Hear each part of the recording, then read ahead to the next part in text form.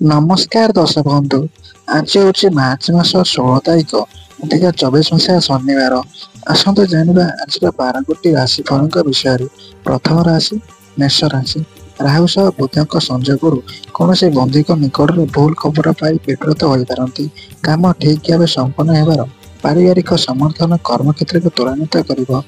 ଦେହ ଭଲ ରହିଲେ ମଧ୍ୟ ପେଟ ଓ ମୁଣ୍ଡ ରୋଗରେ କଷ୍ଟ ପାଇବେ। ବନ୍ଧୁ ଅର୍ଥ ସାହାଯ୍ୟର ପ୍ରତିଶ୍ରୁତି ଦେଇ ଶେଷରେ ନାସ୍ତି ଶୁଣାଇବେ। ବୃଷ ରାଶି ତୃତୀୟାଧିକ ଉଚ୍ଚସ୍ଥ ଯୋଗୁଁ ସକାଳୁ ଆପଣଙ୍କ ଅନୁରୋଧ ରକ୍ଷା କରି ବନ୍ଧୁ ଆସିପାରନ୍ତି। ପଡ଼ୋଶୀଙ୍କ ଘରୋଇ ବ୍ୟାପାରରେ ମୁଣ୍ଡ ପୁରାଇ କଳହକୁ ନିମନ୍ତ୍ରଣ କରିପାରନ୍ତି। ଆଲୋଚନା କାଳରେ ବାକ୍ ଅସଂଯମତା ଯୋଗୁଁ ସୁସମ୍ପର୍କ ବ୍ୟାହତ ହୋଇପାରେ। ଆଜିର ଆର୍ଥିକ ସ୍ଥିତି ଓ ସାମାଜିକ ପରିସ୍ଥିତି ପ୍ରାୟତଃ ଠିକ୍ ରହିବ। ମିଥୁନ ରାଶି ଧନାତ୍ମକ ଭଗବାନ ଯୋଗୁଁ ଆପଣଙ୍କ ଆର୍ଥିକ ସ୍ଥିତି ଭଲ ରହିବ। ମତାନ୍ତର ଜନିତ ପାରିବାରିକ ଜୀବନରେ ଅନାଦର ପାଇପାରନ୍ତି। ବାରମ୍ବାର ପ୍ରତିବନ୍ଧକ ଲାଗି ରହିବା କାରଣରୁ ବ୍ୟବସାୟ ସଙ୍କୁଚିତ ହୋଇପାରେ। ବନ୍ଧୁ ଗହଣରେ ନିକଟ ସମ୍ପର୍କୀୟ ମାନଙ୍କ ସହ ମିତ୍ରତା ବନ୍ଧନରେ ଆବଦ୍ଧ ହେବେ। କର୍କଟ ରାଶି ଲାଭସ୍ଥ ରାଶାଧିପ ଆପଣଙ୍କୁ କର୍ମମୁଖର କରାଇ ବୈଷୟିକ ଅଭିବୃଦ୍ଧି କରାଇବ। ଆଜି କର୍ମକ୍ଷେତ୍ରରେ କଠିନ ଶ୍ରମ କିମ୍ବା ମାତ୍ରାଧିକ ଭ୍ରମଣ ଯୋଗୁଁ କ୍ଳାନ୍ତି ଅନୁଭବ କରିବେ।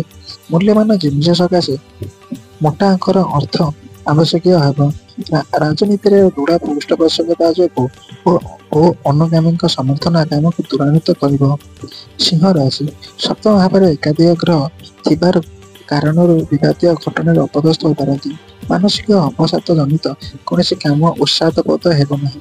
ଆଲୋଚନା ସମୟରେ ନିଜ ପକ୍ଷ ରକ୍ଷା ସକାଶେ ମିଠା କଥା କହି ବନ୍ଧୁତ୍ୱ ଆପଣାର କରିପାରିବେ। ପ୍ରଶାସନ ଯାନବାହନ ନିର୍ମାଣ ଓ ଯାତ୍ରାରେ ସୁଫଳ ପାଇବେ।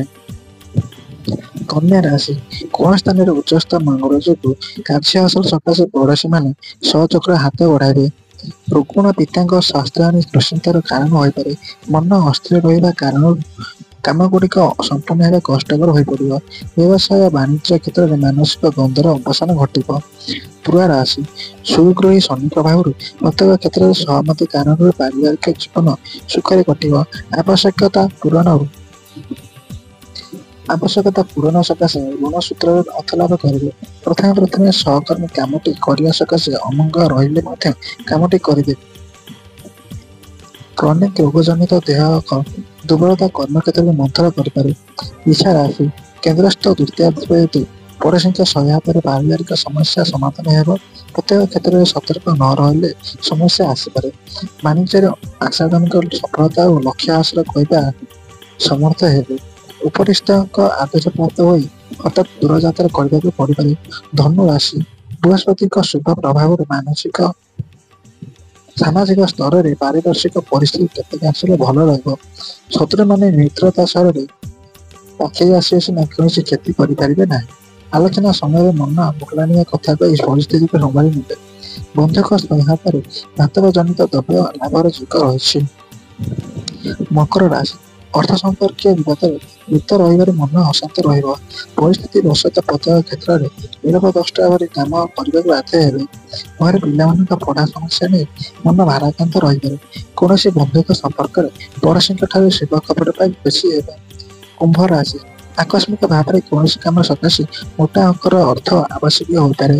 ରବିଙ୍କ ପ୍ରଭାବରେ ସରକାରୀ ସ୍ତରରେ ପ୍ରତୀକ୍ଷିତ ଖବର ପାଇ ଖୁସି ହେବେ।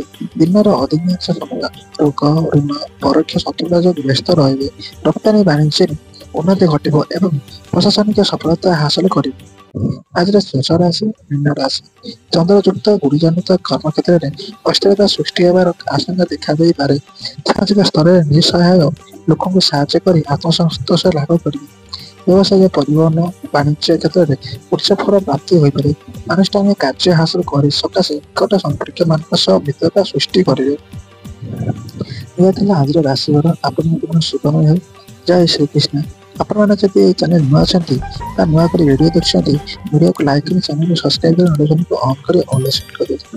ଜୟ ଶ୍ରୀକୃଷ୍ଣ।